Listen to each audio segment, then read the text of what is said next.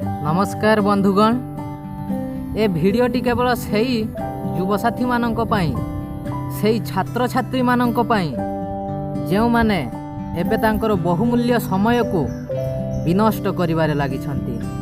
TikTok PUBG भलिया नकारात्मक भावना सहित सेमाने निजको एते मात्रा रे जड़ित करि दैछंती जेउठारु मुकुलिया बहुत कष्टसाध्य। मु सेमानकु प्रश्न करिया पई चाहिबी जे आपणक जीवनर लक्ष्य कौन। लक्ष्य तो समस्तक जीवन रे अछि, किंतु आपणक जीवनर लक्ष्य कौन? सफलता ना पूर्णता? मु कहि दवा पई चाहे जे सफलता को लक्ष्य रखिथिबा छात्र छात्री माने केवल निजे पढ़ंती आउ निज व्यतीत अन्य काहाकू गुरुत्व दियंती नाही।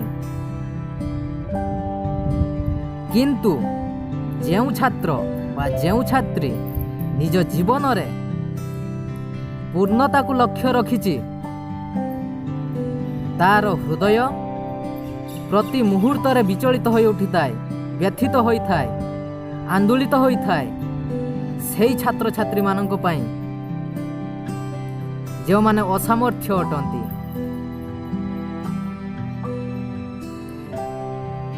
बोधहुए सेही भलिया छात्र छात्री माने ईश्वरंकर गुटिया गुटिया बरपुत्र, जो माने निज व्यतीत आउ 5 जन 10 जनकर कथा चिंता करती।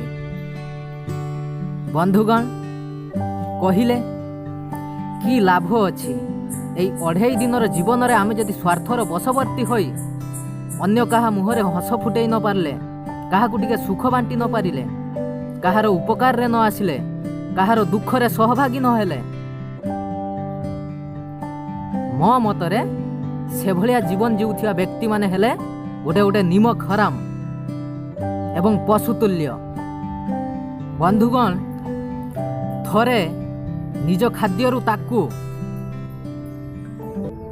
जे ठीक समय सही समय एवं सही खाद्यर उचित योग्य को बांटी देख केते सुख समृद्धि एवं हृदय को आनंद मिलुछि। आमे केवल नहीं जानिछु, देई जानिनु।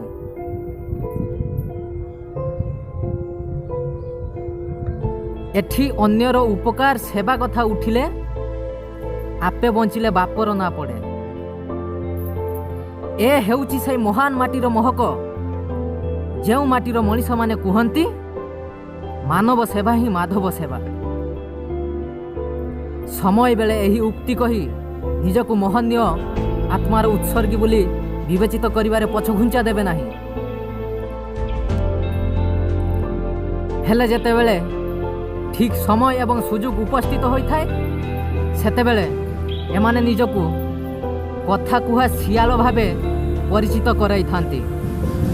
किंतु जड़े दृढ़मना दयालु निष्ठापर समस्त को भल पाउथिबा, जाति अजाति उच्च नीच रंग वर्ण भेदभाव रखु नथिबा व्यक्ति एवं आध्यात्मिक भाव रखुथिबा व्यक्ति तार प्रत्येक टी कथा को से कर्म रे परिप्रकाश करिथाए एवं ताहा एक स्वतंत्र परिचय मध्य सृष्टि करि पारथाए।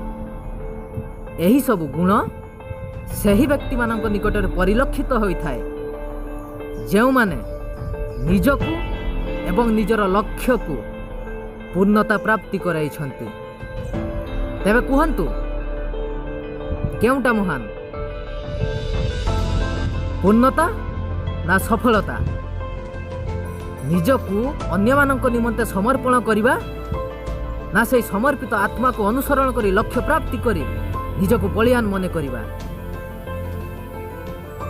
एया कोन आपनको सफलता? मने रखंतु, किछि आरंभ करिवा पई प्रथमे महान हेबा जरूरी नुहे, किंतु जणे महान होबा पई प्रथमे आमको किछि ना किछि आरंभ करिया को पड़िबो। आरंभ करिवा अनिवार्य अटे। कोन आपण किछि आरंभ करिसंती ना? कोन आपण लक्ष्य स्थल रे पहुंचिया पई पथ प्रस्तुत करछंती ନା ଏବେ ବି ଅନ୍ୟମାନଙ୍କୁ ଅନୁସରଣ କରୁଛନ୍ତି? ଆମେ ସମସ୍ତେ ଚାହୁଁନା କି ଆମର ସଫଳତା ଦିନେ ଏ ଦୁନିଆରେ କୋଳାହଳ ସୃଷ୍ଟି କରୁ, ହଇଚଇ ସୃଷ୍ଟି କରୁ? ତେବେ ମନେ ରଖନ୍ତୁ, ଆମର ଲକ୍ଷ୍ୟ ମହାନ ହେବା ଦରକାର। ନୁହେଁ କି ଆମେ ଡାକ୍ତର ହେବା, ଇଞ୍ଜିନିୟର ହେବା, କମ୍ପାଉଣ୍ଡର ହେବା, ଅମୁକ ହେବା, ତମୁକ ହେବା, ନେତା ହେବା, ଅନେକ କିଛି ଟଙ୍କା ପଇସା ରୋଜଗାର କରିବା, ଗୋଟେ ସୁନ୍ଦରୀ ଝିଅକୁ ଦେଖି ବାହା ହେଇ ପଡ଼ି ତାକୁ ସ୍ତ୍ରୀ କରି ଘର ସଂସାର କରି ଖୁସିରେ ଜୀବନ ଯାପନ କରିବା। এইটা କ'ଣ ଜୀବନ? ନା। ଥରେ ମନେ ପକାନ୍ତୁ, ଆପଣଙ୍କୁ ଯେଉଁମାନେ ଉତ୍ତମ ଦିଗ୍ଦର୍ଶନ ଦେଇଥିଲେ, ଶିକ୍ଷା, ସଂସ୍କାର ଓ ପଥ ପ୍ରଦର୍ଶନ କରିଥିଲେ, ଆପଣ ସେମାନଙ୍କ ନିକଟରେ ଆଉ ଋଣୀ ହୋଇ ରହିଯାଇନାହାନ୍ତି ତ? ବାସ୍ ଏଇଆ କ'ଣ ଆପଣଙ୍କ ସଫଳତାର ମର୍ଯ୍ୟାଦା? ଏତିକି ହିଁ ତାର ମାନ? ନା, ଆପଣ ଭୁଲି ଯାଇଛନ୍ତି ସେ ଅମୂଲ୍ୟ ତ୍ୟାଗଭରା ସ୍ନେହ, ମମତା, ଭଲ ପାଇବାର ଦୂରୀରେ ବନ୍ଧା ଅଛିଡ଼ା ସମ୍ପର୍କକୁ। ତ ଏଇଆ ହେଉଛି ଆପଣଙ୍କ ସଫଳତା। ଆପଣ ତାକୁ ଯାଇ ଥରେ ପଚାରନ୍ତୁ, ଯିଏ ମୁଣ୍ଡ ଝାଳ ତୁଣ୍ଡେ ମାରି ଆପଣଙ୍କୁ ଉଚ୍ଚ ଶିକ୍ଷା ଦେବାରେ ନିଜକୁ ବିଲୀନ କରିଦେଇଛି।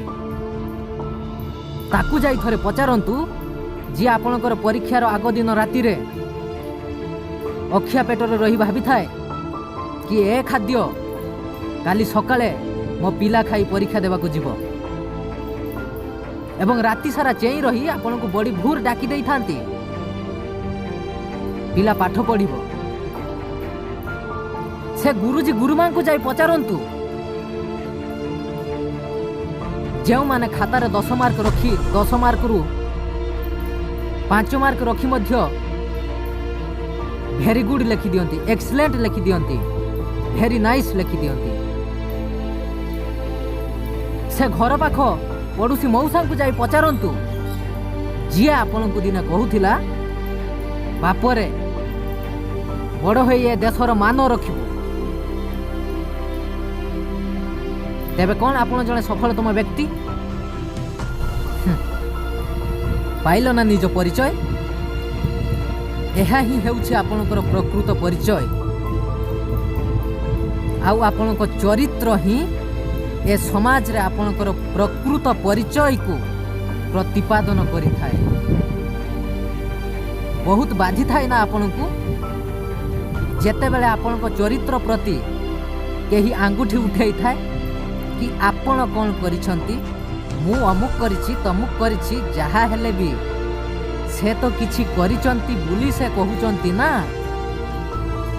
ଆପଣ କ'ଣ କରିଛନ୍ତି? ଯଦି କେହି ଆପଣଙ୍କ ପ୍ରତି ଆଙ୍ଗୁଠି ଉଠେଇଲେ ଆପଣଙ୍କୁ ବାଧୁଛି, ଆପଣଙ୍କୁ କିଛି କରିବାର ଆଶା ଗୋଟେ ମନରେ ବାନ୍ଧି ହେଉଛି, ତାହେଲେ ପ୍ରଥମେ ମୁଁ ଆଙ୍ଗୁଠି ଉଠେଇବି। କ'ଣ କରିବେ? କିଛି କରିପାରିବେ? କରନ୍ତୁ। ମୁଁ ଚାହୁଁଛି ସମସ୍ତେ ଏବେଠାରୁ, ଏଇ ମୁହୂର୍ତ୍ତ ଠାରୁ କରିବା ଆରମ୍ଭ କରିଯାଅ। ନିଜର ପ୍ରକୃତ ପରିଚୟକୁ ତିଆରି କର। ଆପଣ କ'ଣ କରିପାରିବେ?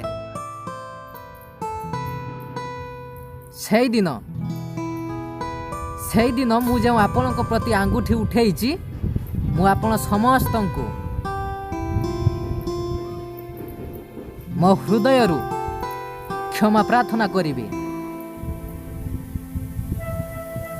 ଯଦି ମୋ କଥାବାର୍ତ୍ତାରେ କିଛି ତ୍ରୁଟି ରହିଯାଇଛି, ତେବେ ନିଜକୁ ମୁଁ ଦୁଃଖିତ ମନେ କରିବା ସହିତ ଆପଣମାନଙ୍କୁ ବିନମ୍ର କ୍ଷମା ପ୍ରାର୍ଥନା କରୁଛି। ମୁଁ ଜାଣିଛି ଆପଣମାନେ ମୋତେ ବହୁତ ଭଲ ପାଉଛନ୍ତି। ଆପଣଙ୍କର ଭଲ ପାଇବା, ସ୍ନେହ, ମମତା, ଆଶୀର୍ବାଦ ଆଜି ମୋତେ ଅନେକ କିଛି ଶିକ୍ଷା ଦେଇଛି ଏବଂ ଆଜି ଏ ସମାଜରେ ଗୋଟେ ସ୍ୱତନ୍ତ୍ର ପାହ୍ୟା ସ୍ଥାନ ଦେବାରେ ସହାୟକ ହୋଇଛି। ଆପଣଙ୍କୁ ମୋ ହୃଦୟରୁ ଅନେକ ଅନେକ ଧନ୍ୟବାଦ ଏବଂ ମୁଁ ଆଶା କରୁଛି ଆପଣଙ୍କ ଆଶୀର୍ବାଦର ହାତ ସବୁବେଳେ ମୋ ମଥା ଉପରେ ଥିବ। ଏତିକି ହିଁ ମୁଁ ପ୍ରାର୍ଥନା କରୁଛି। ଆଜି ପାଇଁ ରହୁଛି। ନମସ୍କାର। ମନେ ରଖନ୍ତୁ, ମୁଁ ପୁଣି ଥରେ ଆଉ କିଛି ନୂତନ ତଥ୍ୟ ଏବଂ ନୂଆ ବିଷୟବସ୍ତୁକୁ ନେଇ ଆପଣମାନଙ୍କ ପାଖକୁ ଫେରିବି। ସେ ପର୍ଯ୍ୟନ୍ତ ମୋତେ ବିଦାୟ ଦିଅନ୍ତୁ।